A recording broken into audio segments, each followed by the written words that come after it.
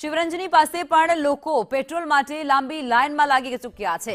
લોકોમાં હજુ પણ પેનિકની જ સ્થિતિ જોવા મળી રહી છે। સ્થિતિ હજુ યથાવત છે। પેટ્રોલ અને ડીઝલનો પૂરતો જથ્થો નથી તે પ્રકારે તે લોકોને લાગી રહ્યું છે અને તેના જ કારણે પેટ્રોલ પંપ પર વહેલી સવારથી લોકોનો ખડકલો જાણે જામી ગયો હોય તેવું લાગી રહ્યું છે। લોકોમાં ખોટો ભયનો માહોલ હોય તે પ્રકારની સ્થિતિ અત્યારે અનેક પેટ્રોલ પંપે જોવા મળી રહી છે અને ત્યારે આજે શિવરંજની પેટ્રોલ પંપ છે ત્યાંની તસવીરો અત્યારે ટીવી સ્ક્રીન પર ચાલી રહી છે અને ત્યાં પણ વહેલી સવારથી જ લાંબી કતારમાં લોકો જોવા મળે છે। અને આજ મુદ્દે અમારા સંવાદદાતા દિવ્યા જે ત્યાંથી લાઈવ જોડાઈ ચૂક્યા છે શિવરંજની પેટ્રોલ પંપથી।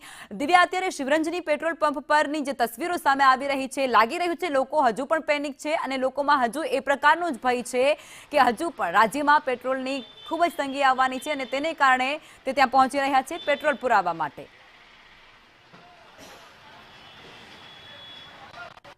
લખમાં લોકોમાં પેનિકનો માહોલ આજે બીજા દિવસે પણ યથાવત જોવા મળી રહ્યું છે। પેટ્રોલની અછતની અફવા છતાં પણ લોકોમાં એક ડર અને ભય છે અને તેના જ પગલે અમદાવાદના દ્રશ્ય સામે આવી રહ્યા છે કે અનેક પેટ્રોલ પંપ ઉપર વહેલી સવારથી લોકોની લાંબી કતારો છે તે જોવા મળી રહી છે। ક્યાંક પેટ્રોલનો જથ્થો ઘટી જશે અને પેટ્રોલ નહીં મળે તેવું એક તેમને જ માની લીધું છે અને તેના જ કારણે ચારે એકોર લાઈન જ લાઈન છે દરેક પેટ્રોલ પંપ પર જોવા મળી રહ્યું છે। સાથે સાથે લોકો પેનિક પણ થઈ રહ્યા છે। બીજા દિવસે પણ આ પ્રકારનો માહોલ છે। કેટલા વાગ્યાથી તમે લાઈનમાં ઊભા છો? 7 વાગે 6:30 થી। આટલો ડર કેમ છે લોકો વાહન ચાલકોમાં પણ? પેટ્રોલ ના મળે એને કારણે પેટ્રોલ માટે પેનિક થવાની જરૂર નથી, સરકારે બી કીધું છે તો બી ડર તો છે ને। પેટ્રોલ છે જ ને, નાખાવું પડશે, ખાલી છે જો, એટલે એને ફૂલ તો કરાવવું પડે ને। અચ્છા, પેટ્રોલ માટે લાઈનમાં કેટલા વાગ્યાથી ઊભા છો? અડધો કલાક જેવું થઈ ગયું। પેનિક થવાની જરૂર નથી, સરકારે બી કીધું છે, તેમ છતાં પણ લોકોમાં કેમ ડર છે? ડર હશે કે બંધ થઈ જાય તો પછી શું કરશે લોકો? જરૂર। કેટલા કલાકથી અંકલ તમે ઊભા છો લાઈનમાં?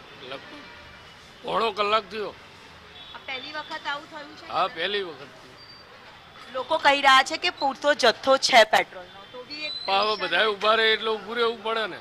લોકોમાં પણ એક ડર અને ભય છે તે જોવા મળી રહ્યો છે। લોકો બીજા દિવસે પણ પેનિક થતા નજરે છે તે પડી રહ્યા છે।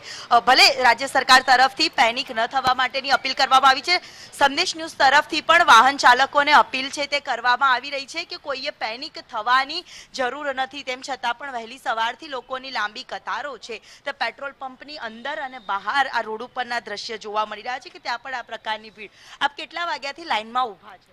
1 કલાક હો ગયા। પેટ્રોલ માટે સરકારે બી કીધું છે કે પેનિક થવાની જરૂર નથી, પણ લોકોને એક ટેન્શન છે। हाँ टेंशन है। કેમ ટેન્શન છે?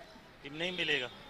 અચ્છા, हाँ લોકોમાં એક પેનિક વાળો માહોલ છે। પેટ્રોલ એ જીવન જરૂરિયાતની વસ્તુ છે કે ગમે ત્યારે ઘટી શકે છે।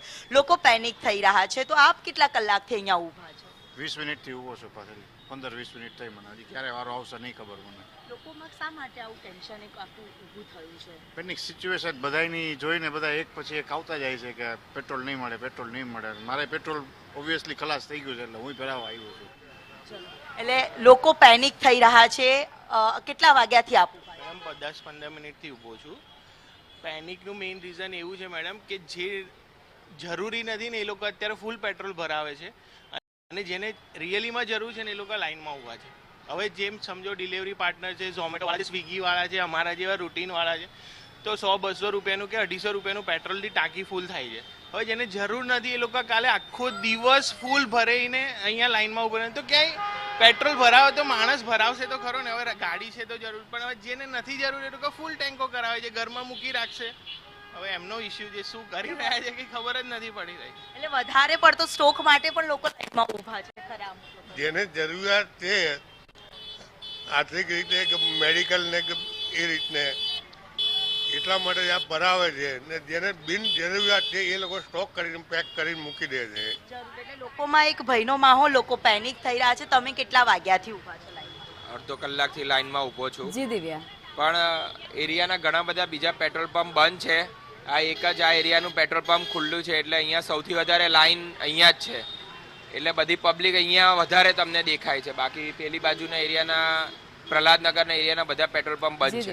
એટલે કેટલાક પેટ્રોલ પંપો બંધ છે અને તેના કારણે અહીંયા અન્ય જગ્યાએ પણ લાઈન લાગી છે તો કેટલાક લોકો એક્સ્ટ્રા સ્ટોક પણ કરી રહ્યા છે, તેના કારણે લાંબી લાઈનોમાં લોકોએ ઊભા રહેવું પડે છે। જી જી, આભાર દિવ્યા આપ જોડાયા તે બદલ।